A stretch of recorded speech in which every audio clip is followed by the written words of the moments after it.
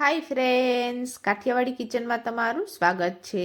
તો આજે બનાવીશું આપણે ઠંડીમાં ગરમા ગરમ ખવાય તેવી પાલક ખીચડી, જે ફટાફટ બની પણ જશે અને ટેસ્ટમાં એકદમ ટેસ્ટી બનશે. ઠંડીની સિઝન ચાલુ છે, માર્કેટમાં પાલક બહુ સારી મળે છે. તો આજે આપણે ગરમા ગરમ પાલક ખીચડી બનાવશું.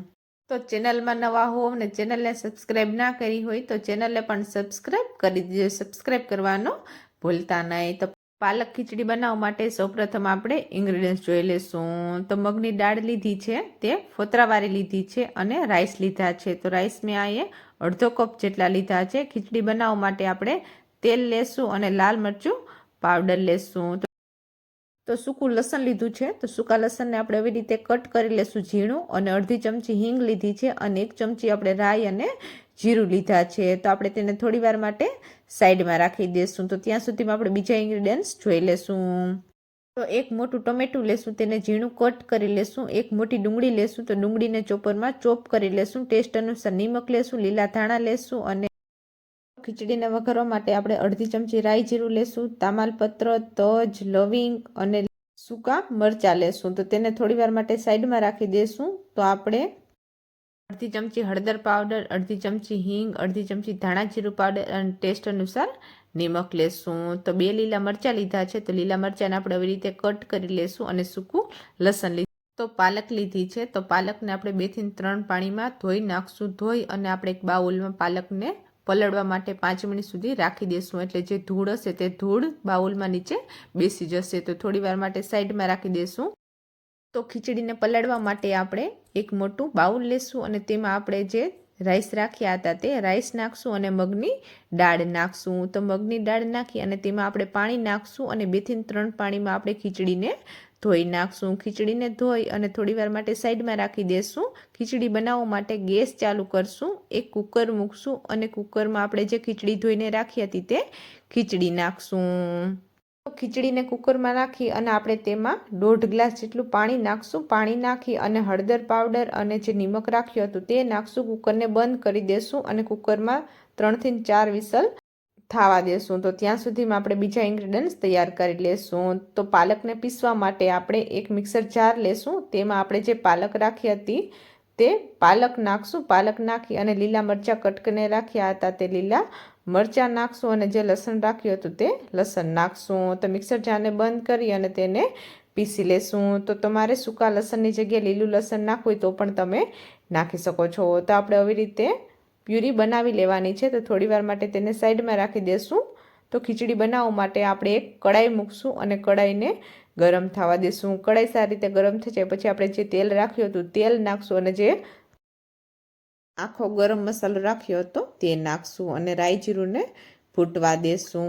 તો રાઈ જીરું સારી રીતે ફૂટી જાય પછી આપણે જે ડુંગળી રાખી હતી તે ડુંગળી નાખશું. તો ડુંગળી નાખી અને જે ટમેટું રાખ્યું હતું તે ટમેટું નાખશું. તમારે ટમેટાની પ્યુરી કરીને નાખવી હોય તો પણ તમે નાખી શકો છો. તો ડુંગળી અને ટમેટાને આપણે બરાબર મિક્સ કરી દેશું. તો 2 મિનિટ સુધી ડુંગળી અને ટમેટાને આપણે સાતળી લેશું. તો 2 મિનિટ થઈ ગઈ છે. હવે આપણે જે પ્યુરી કરીને રાખી હતી પાલકની તે પાલકની પ્યુરી નાખશું અને પ્યુરીને આપણે બરાબર મિક્સ કરી દેશું.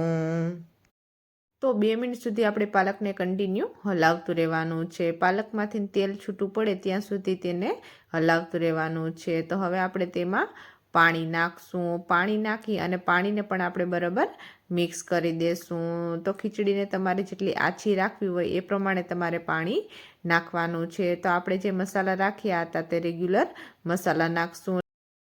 હળદર પાવડર, હિંગ, ટેસ્ટ અનુસાર નિમક અને ધાણા જીરું. તો આપણે તેને બરાબર મિક્સ કરી દેશું. તો સારી રીતે મિક્સ થઈ જાય તો આપણે જે ખીચડી રાખી હતી ખીચડીમાં 3 વિસલ થઈ ગઈ છે. ગેસને બંધ કરી દેશું. ખીચડીને એકવાર આવી રીતે હલાવી લેશું અને આપણે તેને તો પાલકમાં ખીચડી નાખશું.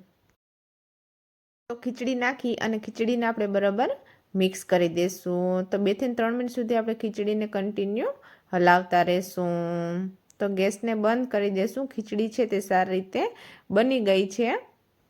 જે લીલા ધાણા કટ કરીને રાખ્યા હતા તે લીલા ધાણા નાખશું. જો તમારે સાથે લીલું લસણ નાખવું હોય તો તમે લીલું લસણ કટ કરીને પણ નાખી શકો છો. તો ખીચડી બની ગઈ છે. થોડી વાર માટે સાઈડમાં રાખી દેશું. ખીચડીને વઘારવા માટે ગેસ ચાલુ કરશું, એક તડકા પેન મૂકશું અને આપણે જે તેલ રાખ્યું હતું તે તેલ નાખશું અને તેલને ગરમ થવા દેશું. તેલ સારી રીતે ગરમ થઈ જાય પછી આપણે જે લસણ, રાઈ, જીરું અને હિંગ રાખ્યા હતા તે નાખશું અને રાઈ જીરુંને ફૂટવા દેશું. રાઈ જીરું બળી ના જાય તેનું તમારે ખાસ ધ્યાન રાખવાનું છે. તો ખીચડીને એક પ્લેટમાં કાઢી લેશું. ઉપરથી થોડા લીલા ધાણા નાખશું અને વઘારમાં આપણે જે લાલ મરચું પાવડર રાખ્યું હતું તે લાલ મરચું પાવડર નાખશું અને તેને સારી રીતે હલાવી લેશું. હલાવી અને આપણે ચમચીની મદદથી વઘારને ખીચડી ઉપર નાખશું. તો તૈયાર છે પાલક ખીચડી. આ પાલક ખીચડીને તમે અથાણું, રાયતા કે પછી પાપડ સાથે ખાશો તો ખીચડી ટેસ્ટમાં એકદમ ટેસ્ટી લાગશે. તો તમને જો આ રેસીપી સારી લાગી હોય તો તમે પણ એકવાર આ રીતે પાલક ખીચડી જરૂર બનાવજો. ખીચડી ફટાફટ બની પણ જશે અને ટેસ્ટમાં એકદમ ટેસ્ટી બનશે. અને જો તમે આ રીતે પાલક ખીચડી બનાવી હોય અને તમારી પાલક ખીચડી ટેસ્ટમાં કેવી બની હતી તે મને કોમેન્ટમાં જરૂર કહેજો. કોમેન્ટ કરવાનો ભૂલતા નહીં. અને જો તમે ચેનલમાં નવા હો અને ચેનલને સબસ્ક્રાઈબ ના કરી હોય તો ચેનલને લાઈક કરજો, શેર કરજો, કોમેન્ટ કરજો. નવી જ નવી રેસીપી જોવા માટે ચેનલને સબસ્ક્રાઈબ કરજો. સબસ્ક્રાઈબ કરવાનો ભૂલતા નહીં. Thank you. મળીએ આપણે નેક્સ્ટ રેસીપી સાથે.